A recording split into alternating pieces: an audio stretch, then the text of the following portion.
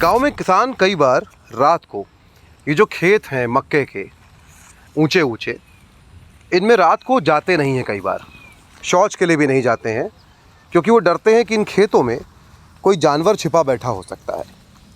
लेकिन ये जो खेत आपको दिख रहे हैं, ये गुड़गांव यानी कि गुरुग्राम के सेक्टर 70A में जो स्लम जो अब खाली हो चुकी है, उसके पीछे के खेत हैं। और इन्हीं खेतों में जब यहाँ पर हिंसक भीड़ घुस आई, उन्मादी भीड़ घुस आई, तो यहाँ के लोगों ने इन्हीं खेतों में पनाह ली। नीरज, आपको क्या बताया? इन खेतों में पनाह ली, और मैं चाहता हूँ कि कशिश इस खेत को जो जुदा करती है इस बस्ती से, उस जगह को दिखाएं, उस टिन को दिखाएं। ये टिन पूरा बंधा हुआ था मयंक। जब भीड़ घुसती है और जब भीड़ प्रताड़ित करती है, धमकी दे रही होती है, तो लोग जान बचाने के लिए इस बाउंड्री को तोड़ते हैं और खेतों की तरफ आ जाते हैं, जिसके बारे में आप बता रहे थे कि नॉर्मली किसान रात में जाते भी नहीं। शौच तक के लिए महिलाएं सुदूर गाँव में भी नहीं जाती, लेकिन इस टिन को तोड़कर वो लोग निकले। मैं एक बार ये भी चाहूँगा कि कशिश, एक तो ये टिन जो तोड़ी है, इसकी धार दिखा पाए अगर, कि किस तरह से इसमें धार है, तेज़ धार, और किस तरह से इसमें चोटें लगी होंगी लोगों को। निकलते समय धार से जख्मी भी हुए, आप बता रहे थे लोग। जी, आप देख ही सकते हैं जो एजेस हैं वो बहुत शार्प हैं। आप खुद जब चलेंगे और हम जब निकल रहे हैं तब हमें डर लग रहा है। और एज से हड़बड़ी में लोग भागे। जी, हड़बड़ी में भागे तो कोई भी समझ सकता है एज से लगेगा क्या, कितना खून बहेगा, कितना जख्म होगा, कितनी चोट पहुंचेगी। लेकिन मयंक, वही बात है जो बातचीत हम कर रहे हैं। बल्कि हम ये भी चाहेंगे कशिश दिखाएं कि ये कितना घना है ये खेत। इसमें जानवर हो सकते हैं, इसमें सांप बिच्छू तमाम जो है। कशिश, अगर आप दिखा पाएँ, ये पीछे कितने ऊंचे ऊंचे झाड़ हैं और इनमें लोग जान बचाने के लिए छुपे, हड़बड़ी में भागे। हमको भी यहाँ निकलने में, जबकि अब ये खुल चुका है काफ़ी, 4 बार सोचना पड़ रहा है। लेकिन सिर्फ ये नहीं, आप ये देखिए, यहाँ एक हिस्सा है नीरज, ये पूरा बंद था हो रहा होगा, इससे भी लोग निकल के भागे। मयंक, लगभग 1000 लोग इस बस्ती में रह रहे थे। जब एक भीड़ आती है 100, 125, 150 लोगों की, और वो भीड़ इस मकसद से आती है कि इनको भगा दिया जाए यहाँ से, तो लोग क्या करेंगे? लोग भागेंगे जो जगह मिलेगी।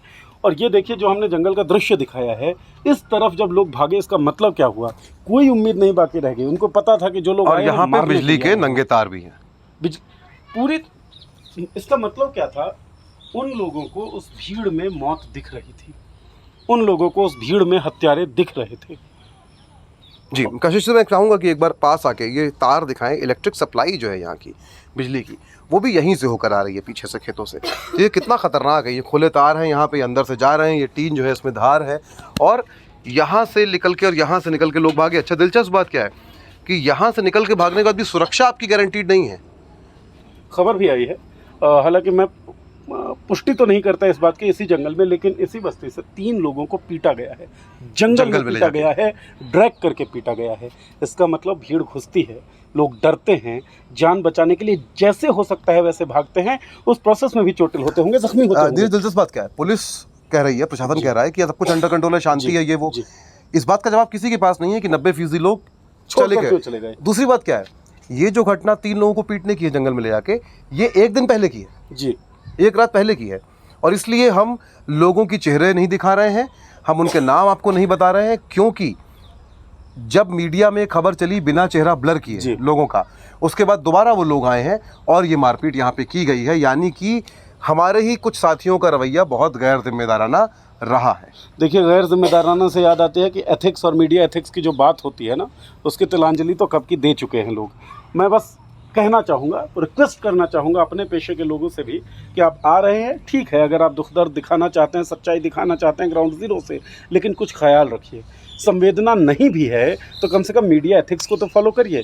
और मैं, ये तो आपका बड़ा अनुभव है, तमाम बार हम लोगों ने विक्टिम्स जो होते हैं, या खास तौर पर राइट्स विक्टिम होते हैं, या जिनकी जान पे खतरा होता है, ये पुराना उसूल था कि उनका चेहरा नहीं दिखाया जाता, उनकी पहचान नहीं जाहिर की जाती, उनका नाम बदल के इस्तेमाल किया जाता है, या नाम नहीं दिया जाता है। ये लगातार, और हमने जब काम शुरू किया था हमने यही सीखा और लगातार हम यही करते रहे।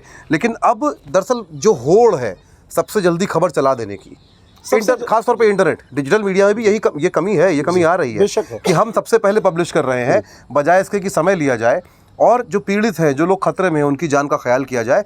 आप उसको उठाते हैं और ट्विटर पे वीडियो पोस्ट कर देते हैं ताकि बस व्यूअरशिप आ जाए, बिना ये सोचे कि उन लोगों का उसके बाद क्या होगा।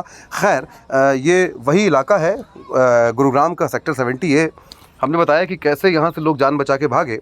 हम किसी का चेहरा नहीं दिखाएंगे, किसी से बात नहीं करेंगे कैमरे के सामने। ये हमने फैसला किया है फ़िलहाल, जब तक कि लोग खुद इसके लिए तैयार नहीं हैं, या फिर हम चेहरा ब्लर करेंगे, नाम बदलेंगे, हम ऐसे ही रिपोर्टिंग करेंगे। हो सकता है थोड़ा देर में आप तक खबरें पहुँचें, पर हम इन लोगों की जान का ख्याल करेंगे, क्योंकि दरअसल सारी लड़ाई इन पे खतरा ना हो उसकी ही है। मैं एक बात और मैं ऐड करना चाहूँगा। जितने लोगों से हमारी बातचीत हुई नूंह से लेकर गुरुग्राम तक और गुरुग्राम के कई इलाकों में, उससे एक चीज़ तो साबित हो जाता है कि सरकारी सिस्टम ने, सरकारी व्यवस्था ने जिस तरह का माहौल बना दिया है, वहाँ ज़िंदगी को आंकड़ों में, नंबर्स में समेट कर रख दिया है। अब वो भी नकली नंबर, जी। असली नहीं। और दिक्कत ये है कि पत्रकारिता के जो लोग पत्रकारिता करने का दम्भ भरते हैं, उन लोगों ने पत्रकारिता को नंबर्स और व्यूअरशिप में समेट कर रख दिया है। ये काम ना करें। कम से कम हमारे पेशे के लोग सच्चाई सामने लाएं मीडिया एथिक्स के साथ। पॉलिटिक्स के लिए कशिश सिंह के साथ नीरज झा और मैं मयंक सक्सेना, गुरुग्राम से। हरियाणा में हिंसा जैसी हमने देखी।